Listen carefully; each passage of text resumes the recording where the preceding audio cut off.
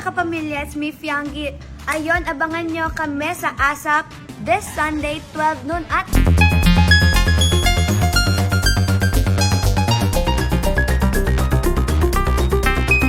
Stars. Okay. Thank you. Bukas, i-rehearse natin ito ulit to.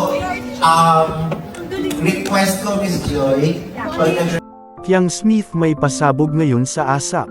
Hindi nakatambal si Jaime Ibarra. Si Jeren ang magiging katambal ni Piang sa showbiz.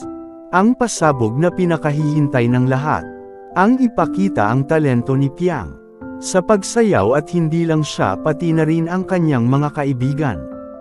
At naging kasama sa Pinoy Big Brother House. Ang big announcement din na makakatambal ni Piang ay si Jeren.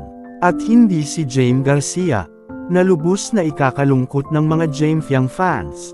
Dahil magsisimula na ang laging pagsasama ni Jeren at ni Piang at hindi na masyadong makakasama si Jaime dahil si Jaime ay itinambol kay Jaz Helen.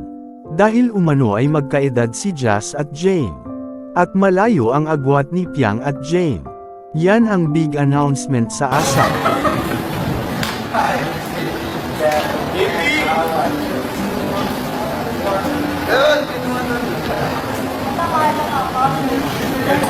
Stars. Okay. Thank you.